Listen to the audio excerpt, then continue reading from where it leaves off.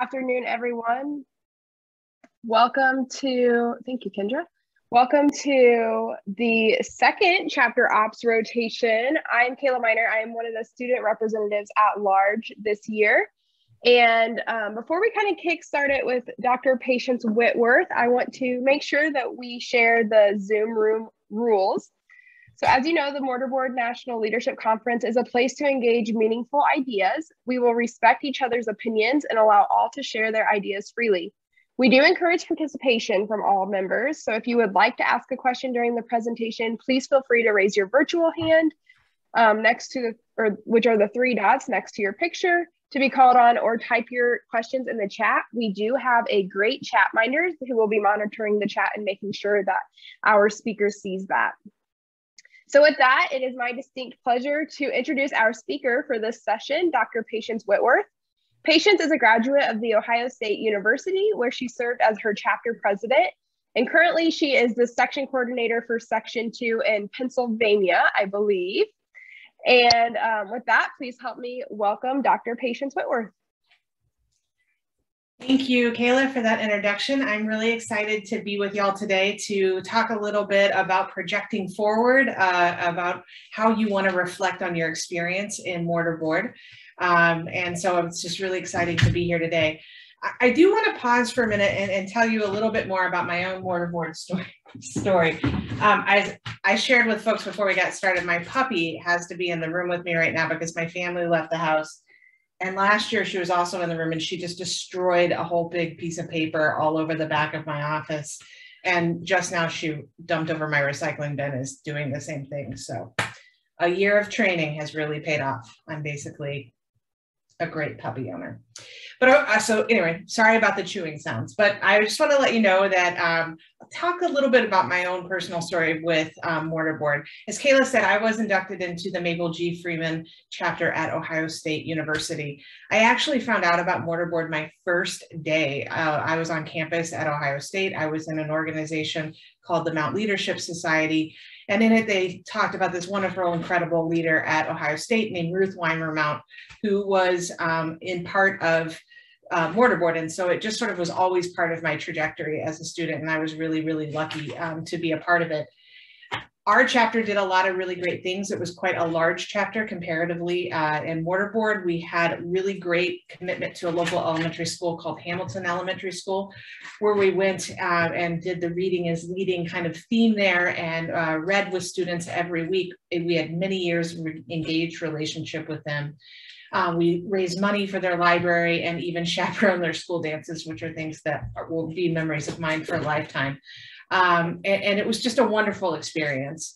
After I graduated, I immediately joined the Alumni Association in Columbus, where I was in charge of the reception after induction in our chapter. And let me just tell you, that was a lot to plan and do a lot of fun things.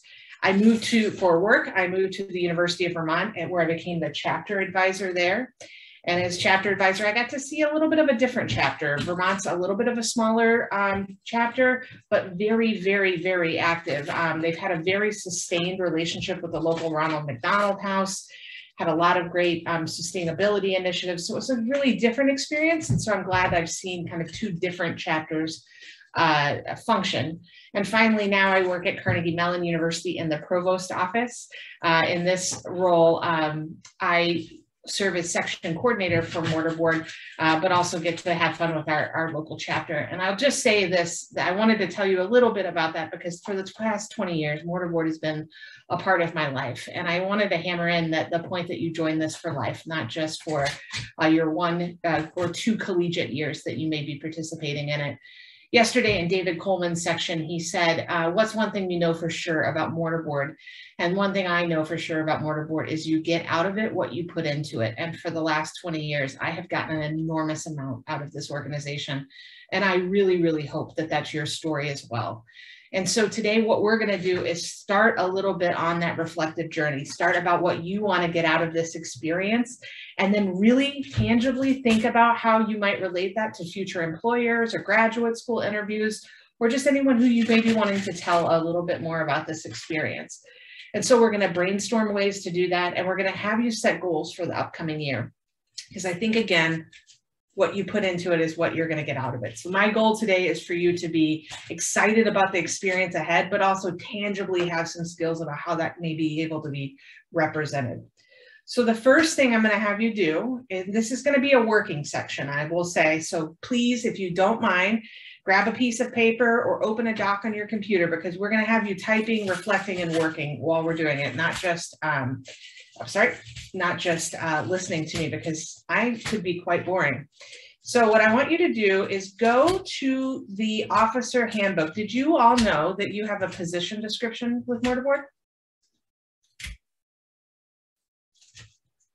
All officers have a position description in this handbook.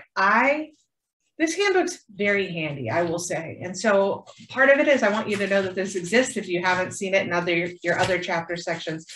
But go to this. I'm going to take a minute. I'm going to take away all the paper that my puppy just chewed up. And while I'm doing that, I'd like for you to read your own position description if you're an officer. If you're not an officer, just read them and kind of get familiar with it. What I'd like for you to do is capture the actions. What actions would you have to take to accomplish the position description?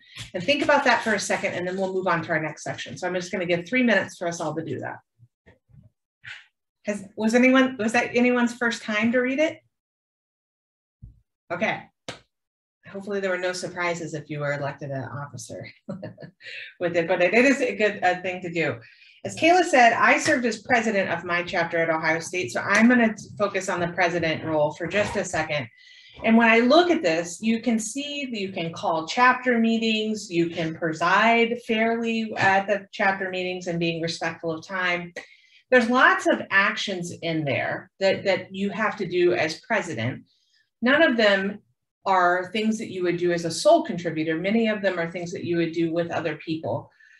But what I wanted to do is translate this into what your experience is going to be in the next year. And I'll have to tell you, I serve on a lot of search committees at Carnegie Mellon. I'm sure many of you have served on search committees, and I look at a lot of resumes. And one of the things that I think that can improve resumes is to move from describing or stating tasks, moving into something where you're talking more about what were your actions and what were your accomplishments. So there's a method, maybe you've heard it before from your Career Center or from other resources that you have, which is the STAR method, which stands for Situation, Task, Action, Result. And this captures the context of your work and your actions and make the positive impact you had on an organization. So again, we're going to go situation, task, action, and result. So this is where we're going to play together a little bit. So if we're going to walk through this, and I want you to think about your action. And let's think about a situation that you're in your chapter and how you might want to, just for example, build towards solving that situation or improving or enhancing the situation. So I'm going to make one up from my own perspective. And it is, so the situation, what situation, problem, or conflict are you facing? For me, I'm going to say that I'm leading a Mortarboard chapter that is not currently meeting its minimum selection target in previous years. And I'll invite you just to take a minute to figure out what your situation would be. Okay? What we'll do on each of these, once you have it written down, give me the thumbs up and we'll move on. Okay? Thumbs up. Leading a Mortarboard chapter that has not met its minimum selection target in previous years. All right, for the next one, let's do task. What were you tasked with and what were your goals or responsibilities? So this, again, we're not writing for a resume. We're not talking about an interview, just brain dump what you think it is. So for me, I need to increase the applications to the chapter. I'll do that by raising awareness on our campus. I'll also maybe do that by creating more partnerships with faculty and administrators. Let's move on and see, I saw a lot of thumbs, so I'm going to move on to action,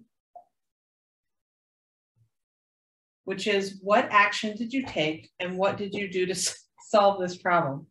I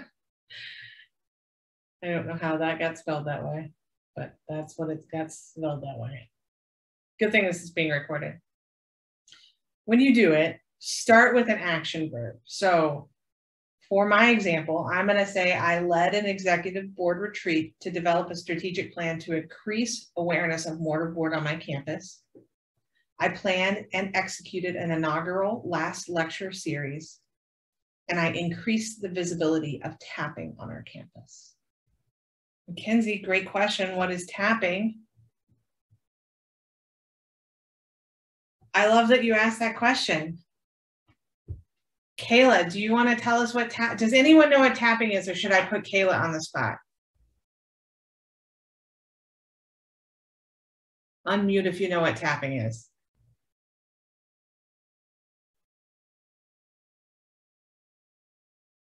Good guess, Sarah. All right, Kayla, you're on the spot.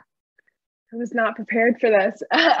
So tapping is after you've been selected. It's the kind of, I would say, the act of going out, and the current chapter will go out and tap those who make up the new chapter. So it looks different, or the new class. It looks different for every university, I would say. At Purdue, prior to COVID, they would like come in our classrooms and they would sing the mortarboard tapping song, and it was a pretty big deal. But I know that that's not how it looks for every chapter, but it's kind of just before you're initiated, the act of you first kind of knowing that you're invited to be a member of mortarboard. Thanks, Kayla. I love that example from Purdue. I'll add another one. At Ohio State, we coordinated with either a student organization meeting or their class, and you would go to the class, and what we did was we wore our mortarboard robes. We walked in, we read a short bio that was about the person, and then we tapped them to mortarboard, which was we gave them an invitation to join. They responded to that orientation, and then we initiated them, or they responded to that invitation and we initiated them. Public tappings, I hope you'll hear this in your other chapter operations, are one of the 100% easiest and important things to do in mortarboard because it raises awareness. There'll be rising juniors and sophomores in those classes that'll be like, that was really cool. I want to get tapped like that. Or what is this organization and why do they do it? And so it's a really, really important tool in your toolkit to raise awareness if you're looking to raise awareness for mortarboard. You also can tap honorary members. So for me, I got to tap our president of our Alumni Association, happens to be a man named Archie Griffin, who is the only two-time Heisman Trophy winner in the history of the world.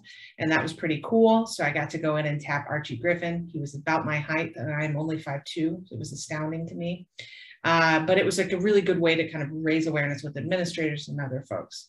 So it's a little bit of an aside, but I think I really feel passionate about tapping. And I realized that this year you all have maybe not seen it because of COVID. So make sure you get that. Sarah, thank you so much. Sarah, anything you'd add about tapping?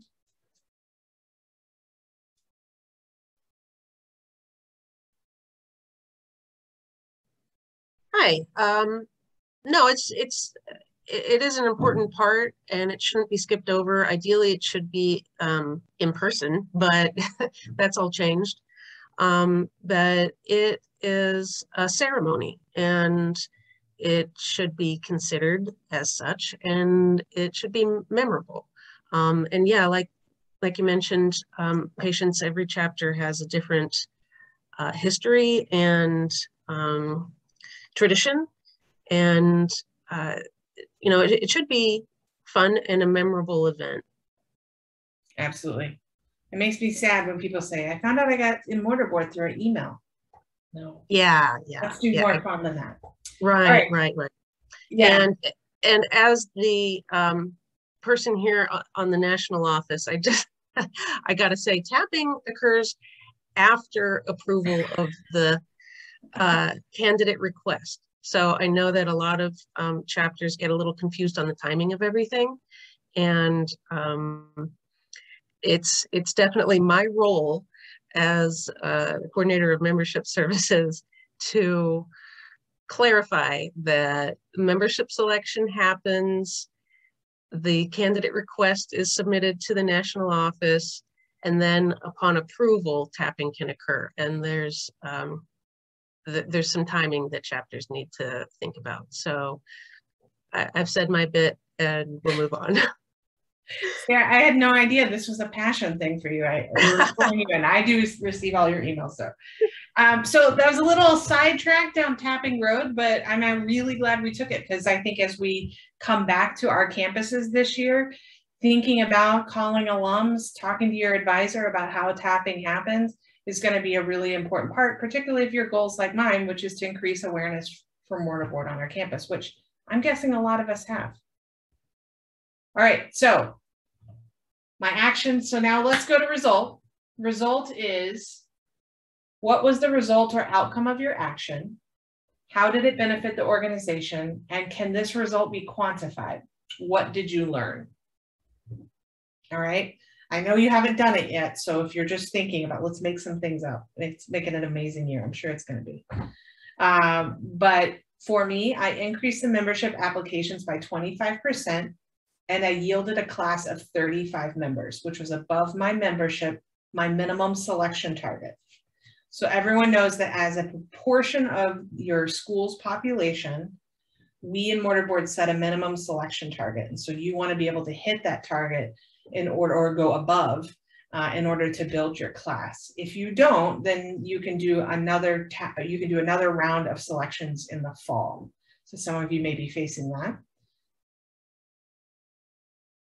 But another thing that I wanted to say is that I learned as a leader that taking the time to develop shared goals across the executive board was worth it, because it fostered collaboration across our team. So we were able to get more done because we took the time to have shared goal of increasing visibility. So again, keep writing what with your particular problem and give me a thumbs up.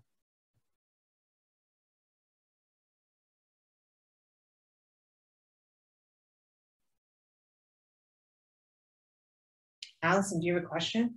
Yes, I do. I'm wondering, the last bullet point about the power of taking the time to develop shared goals, how is that like the result of when it comes to collaboration?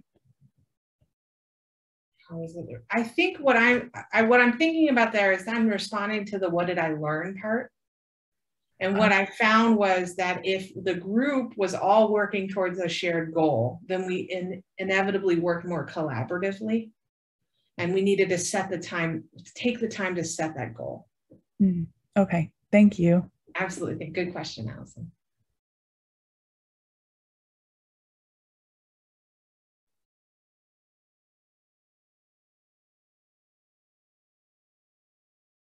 Okay.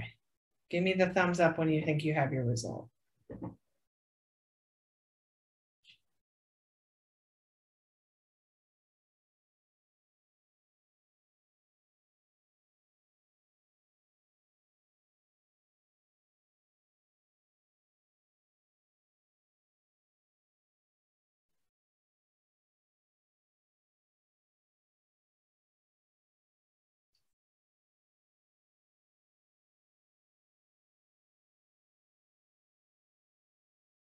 Okay.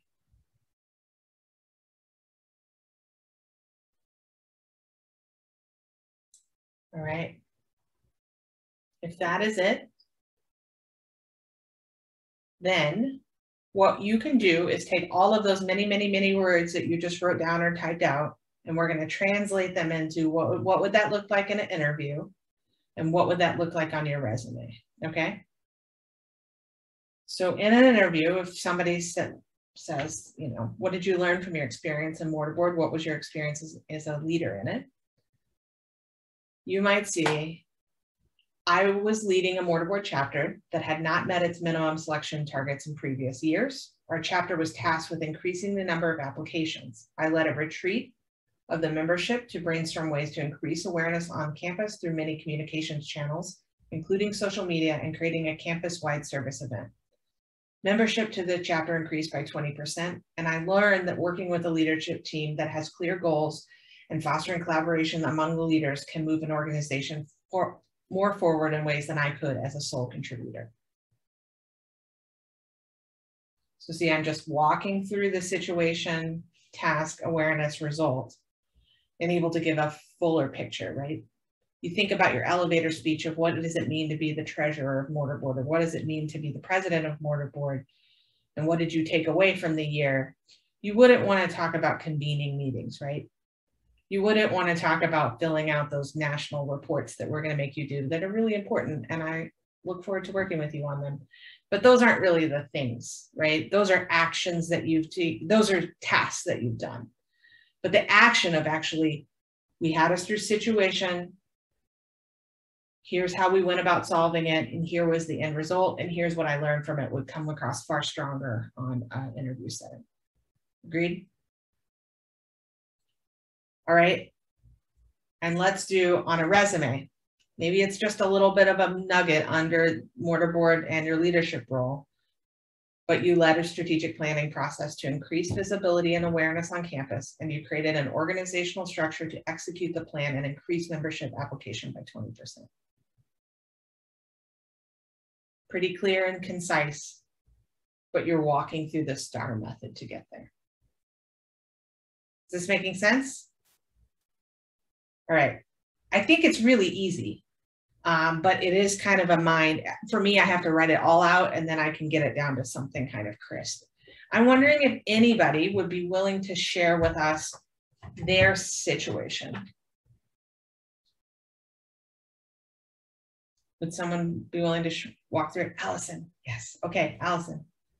So I suppose like the official name that or title that I have is like public relations or like the communications position.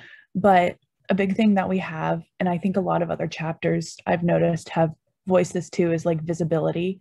So that's the situation and problem that we're facing the most in engagement as well. And what we're tasked with is trying to increase that like visibility and engagement. So I created the Instagram for Mortarboard and have been trying to email like the members and everything to try to get like bios and posts on them. And then the result, I think, is it's definitely like progress since I've started it. But I think that I'm just looking to try to increase visibility still as far as social outreach goes and social media. That's great, Allison. And what I hear in there is that you might be able to describe the growth of your Instagram followers and engagement. You might be able to measure visibility through the number of applications you've seen on the selections process. Yeah, that's a good point. I haven't really thought about mentioning the growth of Instagram followers, but I think like that would be a good thing to mention in a resume, or just because it's like tangible and quantifiable. Mm-hmm. Yeah. You could even say words like increased by 120%. Yeah. Once I figure out like how to do that math, I would definitely like to do that. Thank you. Yeah, absolutely. Thanks for sharing, Allison. Does anyone else have one that they could share with us? I don't know if you can see me, but I would be happy to share.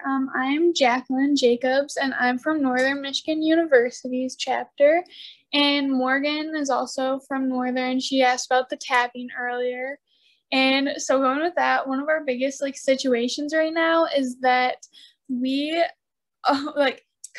being a new chapter, like after COVID, a lot of like the questions we get, like when we ask our previous officers, just like speaking for myself, I'm the volunteer chair, and I'll get like, oh, well, it was COVID, so I don't really know what happened before regular times, you know. And so I guess like, especially as like a newer club, like 2 maybe, or a new group to it, there's still a lot of things that like we're very unsure of. Mm-hmm. So I guess that is our biggest situation, is like wanting to grow and like make this our Mortarboard chapter everything that it can be, but then not knowing like where we should be to start right now. I like it. Thanks for sharing that about your chapter. And I see it in a lot. Maybe even Crystal might identify with that a little bit, based upon sort of officer transitions after 18 months of COVID has been a little bit tough because, you know, the class you're looking to is 2 years out there. So Jacqueline, maybe I could help by just suggesting, let's walk through the STAR method with it, right? So situation or problem you're facing sounds to me like you are facing a 1 year experienced organization where there's not clear roles of what you need to be able to do. So the task is that you're going to pull your e-board together and read the handbook and try to piece together some clear roles, but document it all year long. So that as a result, when the next class comes in, you're going to be handing them transition binders, which are much stronger than what you got handed, which had some thoughts about what you learned and what was successful, so that next year's class is hitting the ground running at a pace that you weren't able to this year, right? So you're going to pay it forward to the next year's class. Anybody else want to walk through the STAR method to give Jacqueline a suggestion? Mine was officer transition binders. I'm a big fan of those.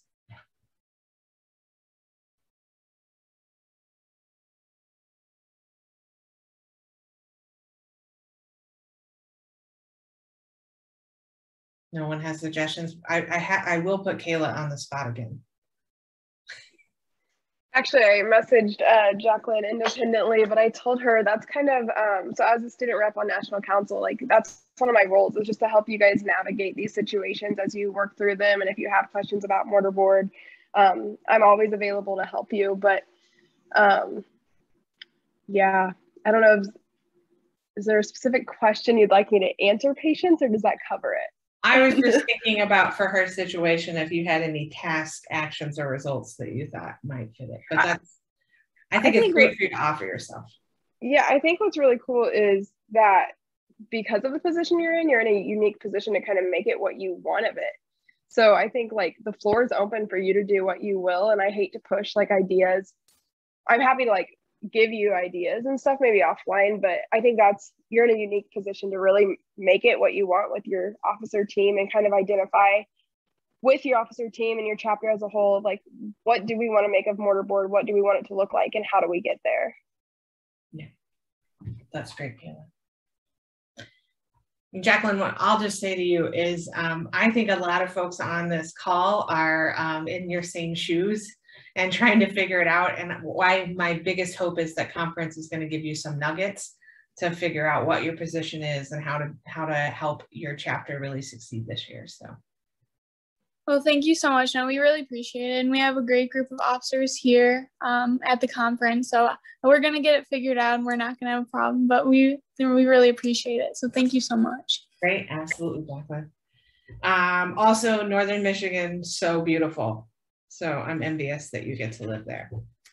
Let's go with Grace. Grace. Hi, can you hear me? Yep. Okay, so I'm from Western New England University and I am the president of our mortarboard here. We're having the issue where our freshmen know about us and then our sophomores kind of forget about us on campus. And then by the time junior year rolls around, they completely forget mortarboard exists. And so then as seniors, we have now a super difficult time where we'll send out 200-300 applications to people to get them to apply, and we will only get 50 back of people who actually like filled out the application and stuff like that. How do we increase that number of people who return our responses and who fill out responses? Because we're trying to add value benefits for them. We've been emailing them back and forth. We've been trying to boost our recognition on campus, but we're still having a lot of issues getting people to actually want to be a part of mortarboard and seeing all of the less stuffy aspects of mortarboard.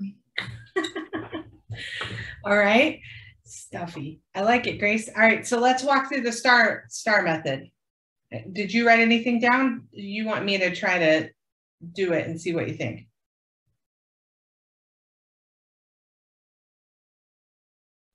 I'd love to hear what your thoughts are. Okay. And does anyone else write down a similar challenge? Okay. So I'll walk through it and then maybe another person might want to add to it. But situation is that your yield on applications is very low. So you're not getting enough applications.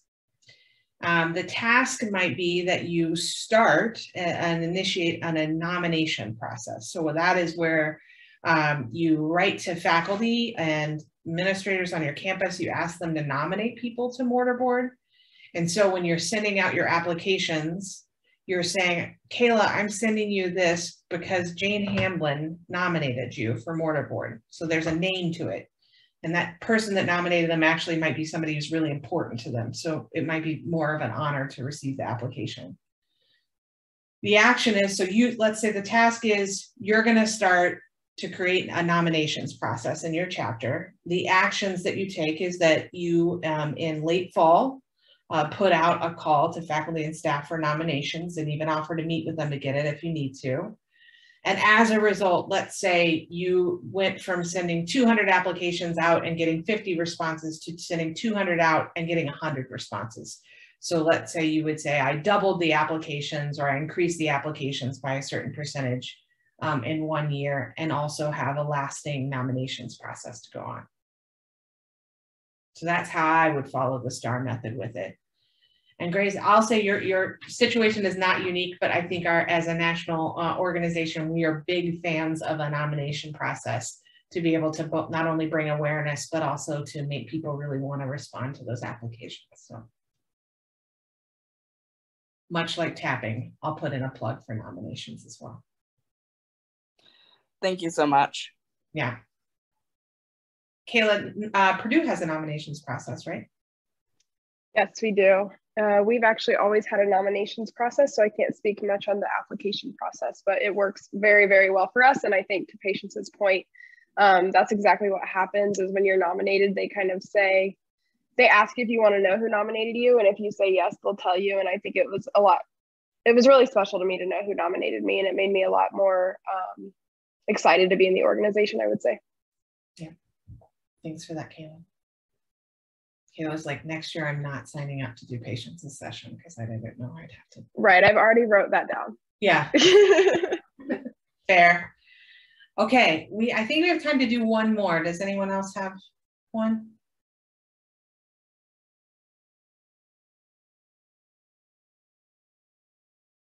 Summer, I'm very excited to work with you this year. I'm not going to put you on the spot here, but I have a feeling we're going to do some STAR methods this year at Carnegie Mellon.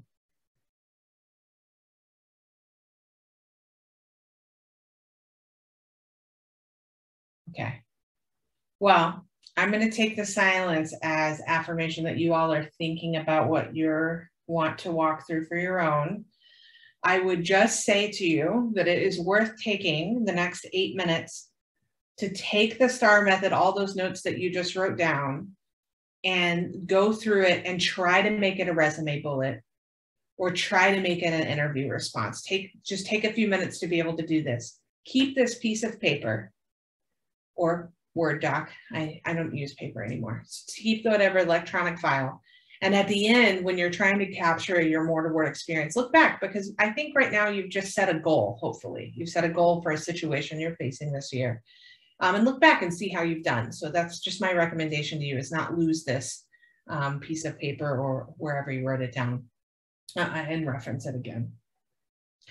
I want to say I'm really grateful for your time today. I will hope that you hear a real enthusiasm for mortarboard, but you all have situations that you're facing. Kayla talked about as a student rep that she's available to you to be able to help you with it. As a section coordinator, I'm available as well. Your own section coordinator will be available to be able to answer any questions you might have about the situation. So one of the things that I think, although in mortarboard we have very, very high expectations for our collegiate members, we also offer very, very high levels of support. So you're never alone.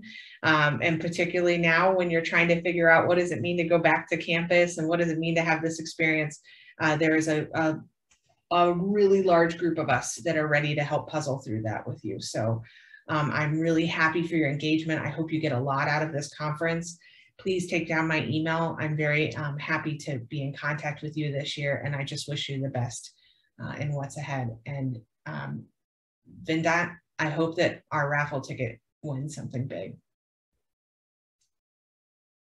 I shared my raffle ticket with him because he didn't get his package. We're gonna win. We came so close of winning a couple of times. It's only a matter of time before we win. All right. Hopefully. Yeah. Thank you all so much for joining. I'll let you get a little break before your next section. My Wi-Fi's doing it again. But well, thank you so much, Patience, for sharing your knowledge. And it's never too early to really start thinking about what's next. And your tips and advice will surely be of great benefit to those who are embarking on their job searches this year, or even graduate school applications. So thank you so much. And I promise you can throw me on the spot anytime. Hopefully I was helpful as well. But your tips were very beneficial, even to me who has a full-time job. So thank you.